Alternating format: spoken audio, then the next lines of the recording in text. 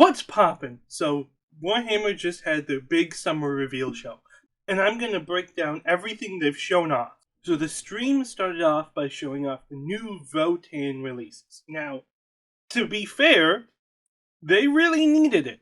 Votann is like half an army, and they just haven't gotten any releases. I don't know exactly how many data sheets they had, but they didn't have very many data sheets. They started off by showing this new guy right here. They start off by showing this guy. He is a sort of siege specialist. It's like 5 robotic brains all together, and it's a very interesting idea. I think the theme for this release is going to be the same theme I've always said, where it's like Votann doesn't really follow any set design philosophy, which then comes across as a lot of these kind of looking weird. But to be fair, this does kind of look like an Ironkin. Like, it just looks like a call that's now like iron. Ironkin Steeljacks are the next thing they showed off. They come across as tall because, well, quite frankly, we're playing dwarves. They're all going to be short. So I don't get why they kept pushing on, oh my god, these guys are so tall. To be fair, the other thing is these look like literally like they just took Space Marine weapons and gave it to them. Now, I do know that they've already had bolt weaponry, and these are probably going to be some sort of Volkite. But I will say it's kind of weird. You know, it's not really giving them their own identity, which is contributing to the identity crisis, in my opinion. Obviously, they also have a few alternate poses for these guys. You have this one, which is like the sergeant.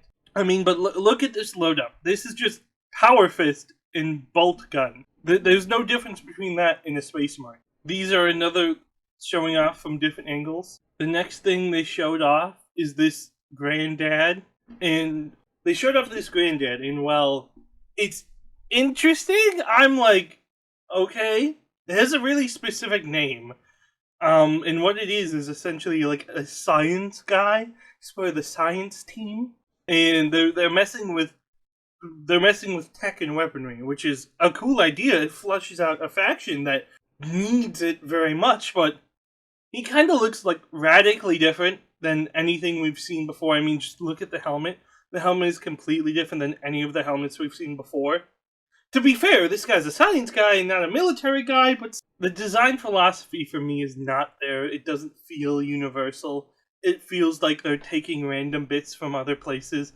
And it's only further proven by some of the stuff they're showing off later, which is these, like, mortars/drill mine things. Like, they shoot a drill and the drill goes and explodes and attacks somebody.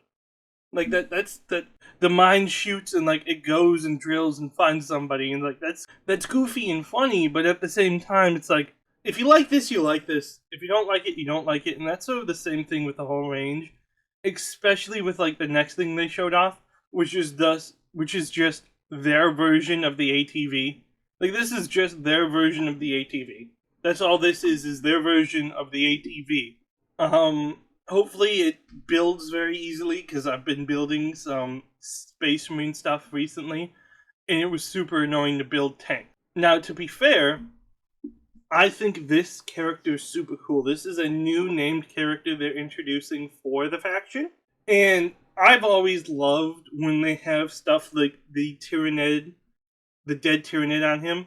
I think it adds a lot to the miniature. But at the same time, I can understand why people wouldn't like this. Because, like, there's no way to kit bash that without doing a lot of damage. So this doesn't have much kit bashing. But on the other hand, I think the miniature itself looks really cool. So I don't think you necessarily need to kit bash. Also, I like how they're integrating the old squat lore with the Tyrannids. Personally, I think they should incorporate more. Because clearly, the Votann, while separate from squats, were clearly connected to them, and we haven't really gotten much expanded on, well, what exactly are they? They just sort of appeared one day. Obviously, because they're getting new miniatures, they have a new codex. I haven't ever played Votann, and they're very, like, they don't appear a lot at my local game store. So I can't tell you if this codex is going to be good or not, let alone what changes are coming. I will say that rules was not at the forefront of this sort of showcase, unlike other showcases that they're doing. So something tells me they're not going to use their normal marketing strategy with the Votann. Now, we're getting even more combat patrols, which feels like kind of annoying. Like, I can't think of a month that we have gone through this year without another combat patrol. And this combat patrol very much looks like the old combat patrol. Now, this is weird. I cannot find their combat patrol on the website, which you should be able to find it if it's on the website, but it looks like it's only featuring the new combat patrols. Yeah, this is the same thing as the last one. They just switched the units out. So if you bought the last combat patrol, you're gonna have 10 guys, the 3 bikes, and then the berserkers. They literally just included the other half of the army that wasn't in that combat patrol in this combat patrol, which is their Terminator equivalent and then their new shooting equivalent. So this is literally just the opposite of what it was. Okay, let's just skip over all this stuff that nobody ever plays. I mean, it's not really that important. Now, I don't play Old World. I was going to get into it, but again, another system, and I can't already afford to get in the current systems I'm playing. But these miniatures do look pretty cool. Awesome to see the Tomb Kings back and getting some love. Especially after what happened to them. Especially after what happened to them with Age of Sigmar and them just being completely removed. They have a whole new range of Lich priests and other stuff like that, but I can't really speak on if they match the design philosophy or not, or how they're good in game, because again, I don't play these games, but I can say that, ooh, thing looks cool, and ooh, thing looks cool. They're also coming out with their own, what looks to be an arcane journal. I'm assuming this is what is referred to as a campaign book, though I don't know if that's true or not. There's this new one with them fighting against Chaos, which is going to be interesting. I wonder if they're going to have them taking on berserkers or other stuff. But there isn't really much said for the old world. There's just 2 things. One set of miniatures they're giving out, and then these 2 campaign books. Now, personally, I don't care too much for Age of Sigmar. I think I've made it very clear of my feelings on Age of Sigmar. And to be frank with you, the person who was watching this preview with literally fell asleep during the Age of Sigmar segment. It was that boring, and so many people I talked to were just unengaged when Age of Sigmar came up. So I was intending to skip over it. Now, to be fair, they did get these cool new releases. The Vampire Counts and the Soul Reapers got some new stuff. This mini is okay, I guess. It doesn't do anything for me. None of these really do much for me. But they're both getting 2 new spearheads. I don't play the game, so I can't even tell you if they're good or not. And I had been planning on skipping the AOS and fantasy stuff, but one of my friends who's super into AOS, but I reached out to one of my friends who's super into AOS.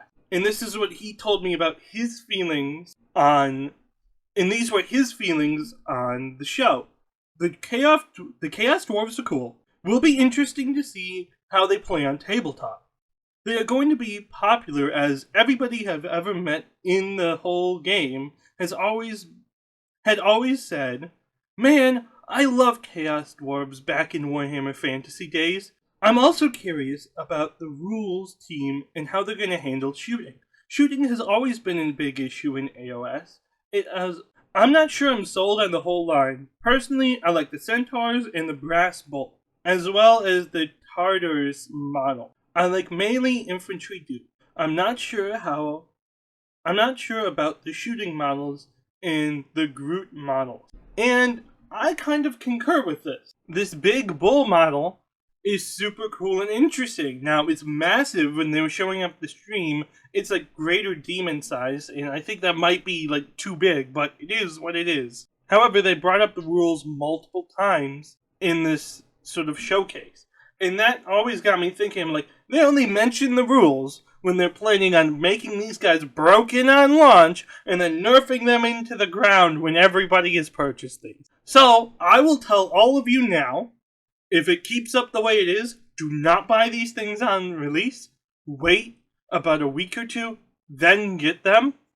If not longer, because then you're not going to have the issue of, I bought these guys, I didn't paint them fast enough before they got nerfed out of their fucking mind. I mean, Underworld's happened. It's a thing. I guess these minis look cool. There's some centaurs and some more chaos dwarves. I think these chaos dwarves look better than the ones they had released, but I'm not gonna lie, these things kind of look like World of Warcraft orcs and dwarves. Like these don't look like GW chaos dwarves. These look like Worldcraft. These look like World of Warcraft. I mean, I think it just continues the trend of Games Workshop copying off of Blizzard and Blizzard copying off of Games Workshop, but you all ain't ready for that conversation yet. Now, Heresy was the interesting one, because Heresy was supposed to have been their big show-off for this event. They had mentioned it offhandedly multiple times that Heresy was sort of the big thing, and we're currently going through the Heresy launch. I mean, pre-orders are up right now for the new box set. But as you may know, the new Heresy is not being well received. I mean, that's what happens when you make half of people's armies illegal to play because they can't take a damn power fist. And making a PDF document doesn't fix that. It should have been in the book. You can't just then FAQ and fix it. You need to go back and fix the book. So it went from probably being the biggest thing to really not being that important. The only thing that we got for full-scale Heresy that they've shown off is the new Mark II sort of assault squad. Personally, I'm more of a Mark III assault squad guy, but these can probably basically do both, and I really like them. I like these a lot more than the Mark VI. I think the Mark VI looks absolutely abysmal and terrible. These Mark II show off the brutal nature of the older pattern of armor. That's the one thing I think all Space Marines are now missing because their armor has become so sleek.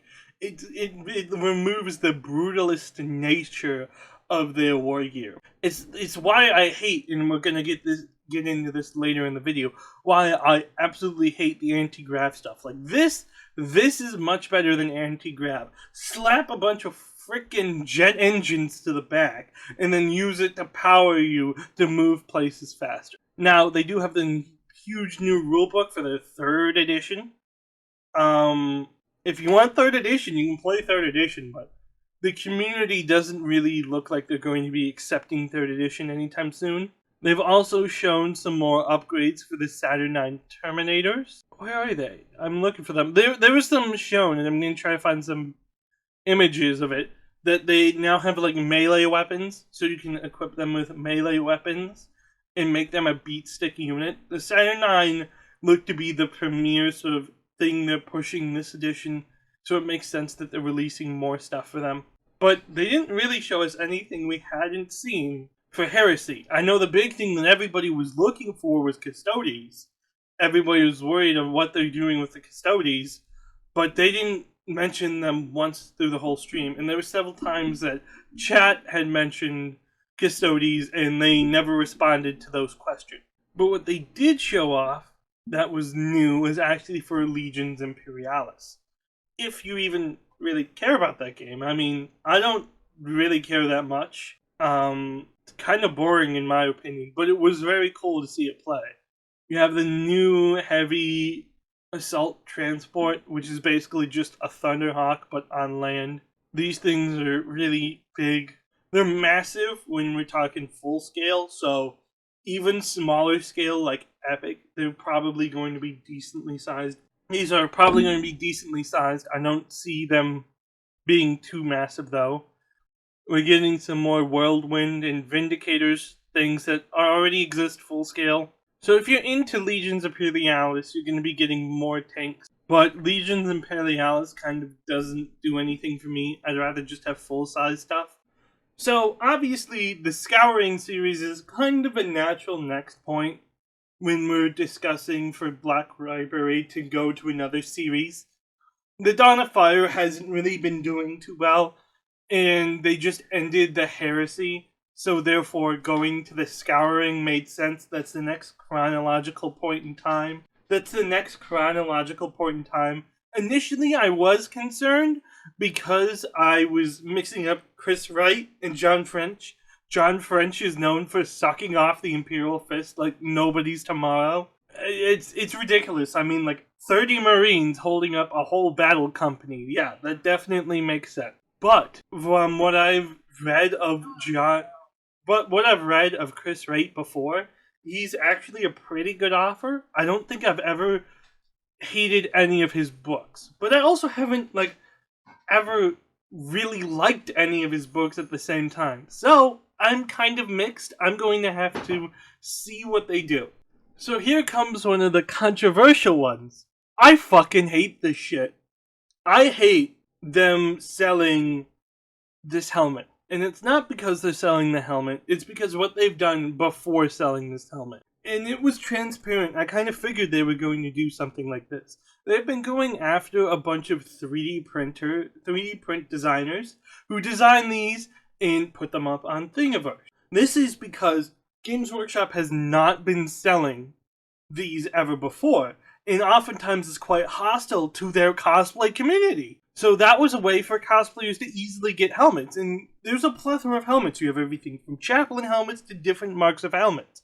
But probably about 90% of them were taken off the market, and even the free ones, which free ones don't infringe in copyright, because if you design it yourself, you're not infringing in copyright. If you're selling it and it's somebody else's IP, then it is copyright. But if you're a fan and fan products do not fall under copyrightable materials, because it's a fan, they're not making profit, they're not infringing on your copyright. But God forbid Games Workshop is not litigious for 5 minutes. God forbid Games Workshop actually cares about the community for 5 minutes. This is going to be an overpriced product, and it's going to be probably double or triple the price of 3D printing, and probably not with the same quality. Now, to be fair, this is being produced by JoyToy, and JoyToy has been making pretty good products. But we're also dealing with Games Workshop here. A quote from Grimdark Gravis Guy. Vulcan model? Hell yeah. The poses are a bit overused by GW nowadays, but a mini walking through the flames is badass. Unhelmeted head leaves something to be desired, though. The combat patrols don't even bother. I mean, if you're brand new, maybe you should pick it up. All the characters are sick. Raven Guard is probably the best model. I added, it's a cool model. I don't like how they changed the chapter master for the Raven Guard.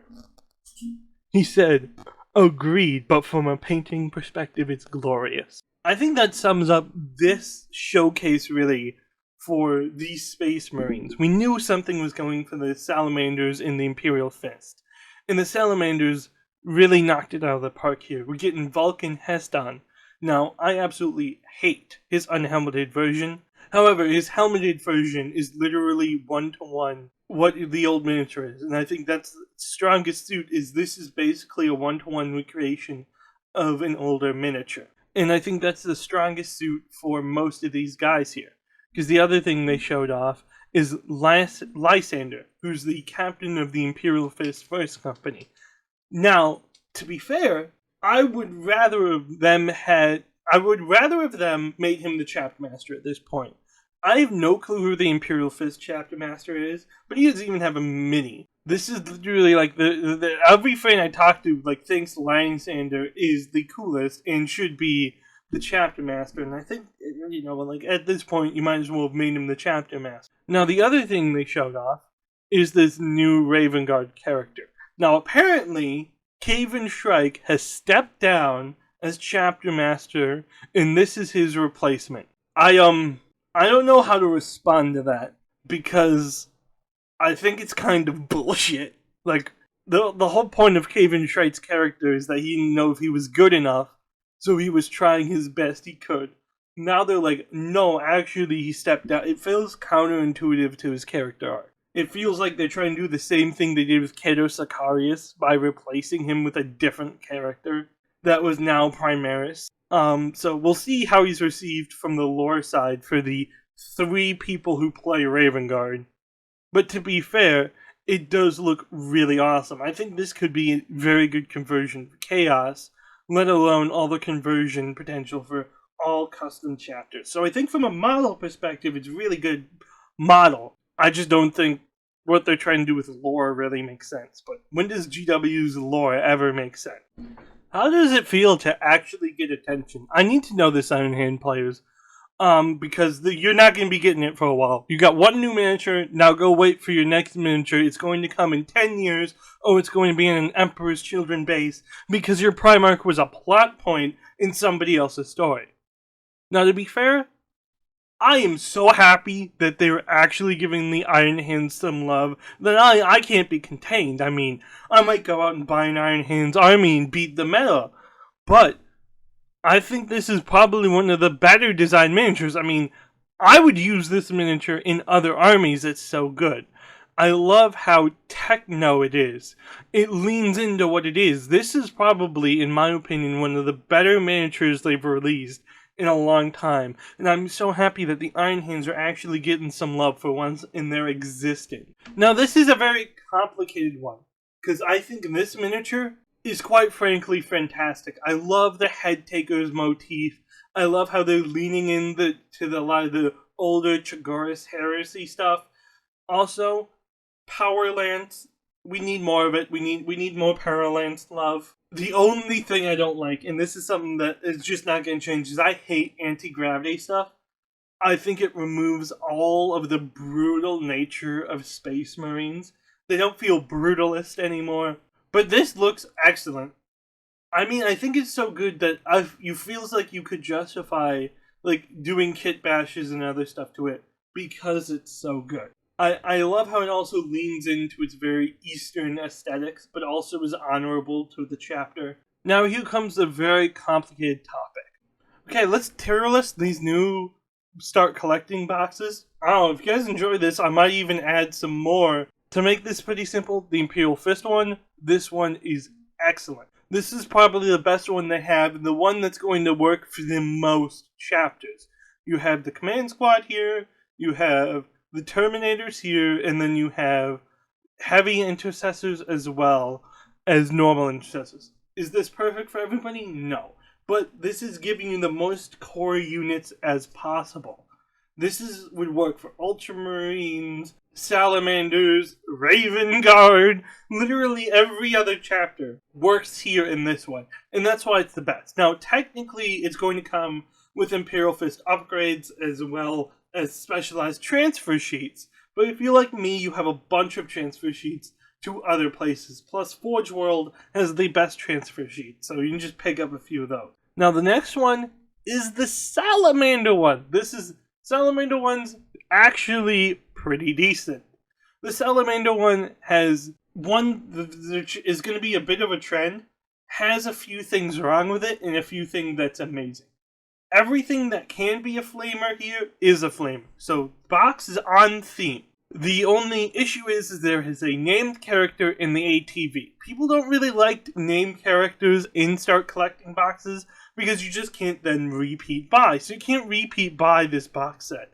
As well, they don't have... Furthermore, the ATV is sort of controversial. Some people like it, some people don't like it. Furthermore, I don't get why the Flamers aren't just a core scoring unit. They really should be, because these Assault Intercessors feel so out of place as a Salamander. They didn't even build it with a Thunderhammer. They gave him just a Power Fist. It just doesn't make sense. But this is also, if you're into Salamanders, this is exactly what you want. More than the Imperial Fists. You're going to want this more. Now, the next one is actually one that's a bit controversial, but the White Scars. I think this is on point for the theme again. So, it is all of these guys are super mobile. These Assault Intercessors are going to go in that anti-grav troop transport impulsor. Now, as much as I don't like the impulsor, it's there and it works. It's going to keep those guys highly mobile. Just like the Outriders are a highly mobile unit that's in fast attack, and you have a highly mobile character. Now, the reason why it's going under is because this is a named character. This is their chapter master, which means, again, you're not repeat buying unless you're doing some kit bashes and stuff. But it's so on point in exactly what you want if you're playing White Scar. Under that goes the Raven Guard one. The Raven Guard one I'm mixed at. The one good thing is it's a generic character. But I feel like they should go either Phobos, I think they should go balls to the wall Phobos, or go normal armor. Because they have half of this being Phobos and half of this not being Phobos. Which means the generic commander with the jump pack is not going to be able to go with those Phobos units, so you can't really use it with the Phobos unit. Furthermore, we're talking about Raven Guard. Raven Guard is all about deep striking. Only half of this box can really deep strike. Furthermore, the Invader Tactical Warsuit is, it's the Invader Tactical Warsuit. Either you like it or you hate it. It used to be a lot better than it is now. Now, the last one, sadly, Iron Hands, as usual, Iron Hands players, I'm so sorry for you. They cannot stop fucking you. Like, it's unreal. This is probably the worst box. Like, I would buy the generic box set before I'd buy this. Now, I understand where they're coming from. They're on theme. All of it is heavy intercessors with heavy armor and heavy shooting. But these spider things just absolutely butcher this box. There are two of them in here and only one other unit, which means they account for a massive portion of these points, and you can't move them. They're like absolutely terrible. I have never seen anybody actually use these ever on the tabletop. Even in casual games, nobody uses. It's just not done. They're just terrible. So, Kill Team is interesting. The one thing I love about Kill Team is usually this gives room for Games Workshop to flush out factions that really don't work as a full army. Also, I enjoy seeing that so I'm also happy that the Deathwatch are finally getting some love. Now, the one thing I'm concerned about is what does this mean for kill teams in general? Because they don't have their own codex. They were moved into Imperial Agents, and now they were unplayable. Now, does this mean they're getting to be playable again, or is this only for this one area that they're their own thing? Furthermore, we're seeing a lot more mixes of armor, so I think gone are the days of the old veteran, where you could really put any weapon on any Deathwatch you want. I think it's going to not be as... It's not going to be as flexible as it once had been. Furthermore, I'm not seeing much Firstborn equipment here. Pretty much not showing off any Firstborn helmets or anything like that. But overall, I still think this is a really good set. Now, this kill team will come with 10 Space Marines. This kill team is going to come with 10 Space Marines, and they're also going to include a bunch of iconography that isn't necessarily that popular. The one that's really been shown off in the marketing is this guy right here. He's apparently from a Space Wolf successor. Now, the lore I remember is all the Space Wolf successors have died, even the ones in current time, because their homeworld was destroyed. But if they're in the Deathwatch, they wouldn't have been with their chapter when it died. So, they still can be here. Feels weird that they're including those. The other thing is, as always, they've included a lot of Necron-looking tech, which really brings us into the theme of this box, which is kill teams versus Necrons. This is where I think it's going to be super weak. And this is coming from somebody who plays Necrons and has Necrons. I don't really like this Necron half. She looks awesome. This is a Genomancer, she's waking all of them up, and it's super interesting. However, pretty much all these little bots that they have here, all the little bots pretty much all the little bots they have here don't really do anything for me.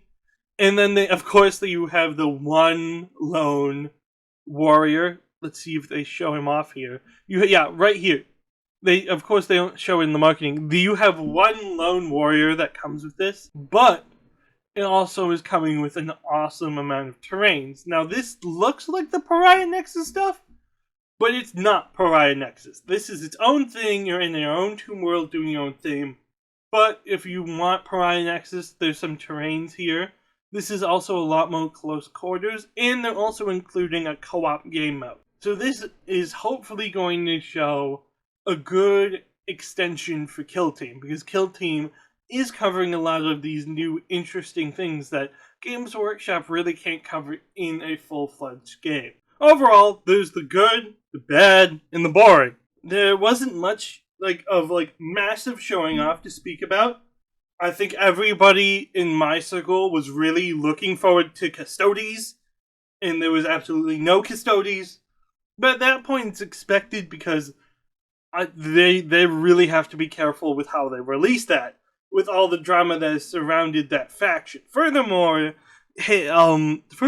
just in general, Heresy is not doing well because of their action. So they have to play that very safe. The highlight for me is the Kill Team.